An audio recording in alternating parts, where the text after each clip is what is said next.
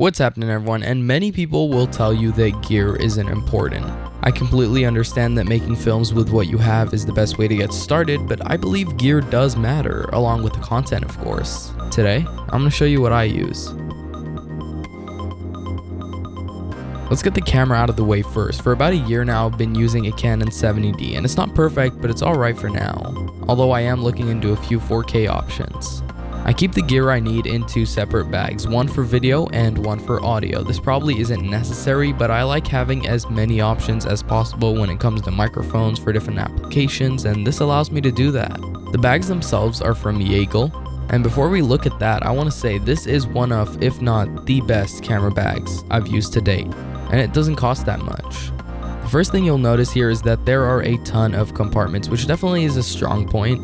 The main portion of the bag is actually on the back as opposed to the front, and it takes some getting used to, but after thinking about it some more, it kind of makes sense when you think about it security wise and at events or out on the streets. The partitions are fully removable, which lets you create the layout which would best fit your gear, and that's a nice little bonus. And that's the thing you'll notice about this bag.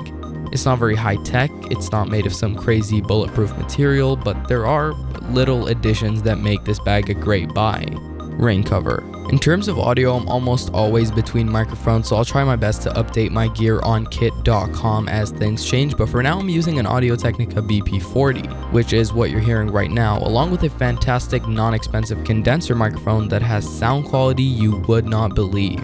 You can listen to it in my last video, but I'll leave it a mystery for now. Speaking of audio, I also have a podcast, which I'll link down below for you guys to check that out, but that is an audio intensive thing to do, so I've set up a ton of gear for that purpose, but more on that in the coming weeks and months. If you're liking the idea, be sure to hit that like button and subscribe too.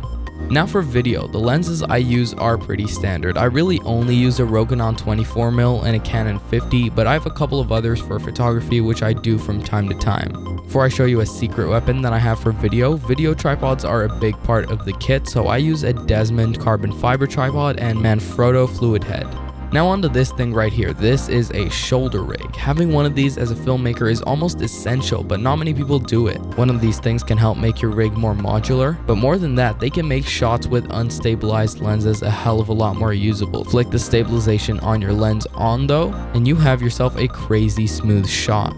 This particular one here I'll leave a link to down below, but I like it because it's affordable, made with really cool colors, and most of all, it's built to last. The base of the rig is two 15mm rods with another two 15mm extension rods, but there are many more things added to it that make it work.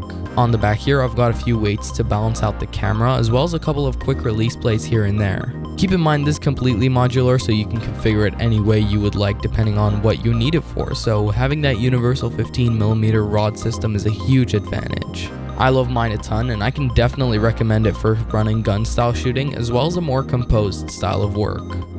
So we looked at what I like to use, but you should definitely ease into this if you're a beginner, and the only reason I say this is because a lot of people lose interest in filmmaking after a while, so don't go all in unless you're here for the long haul. If you enjoyed the video, let me know by hitting the like button and leaving a comment down below. And also, don't forget to subscribe to not miss the videos we talked about earlier. Anyway folks, that's all for today, and I'll see you next time.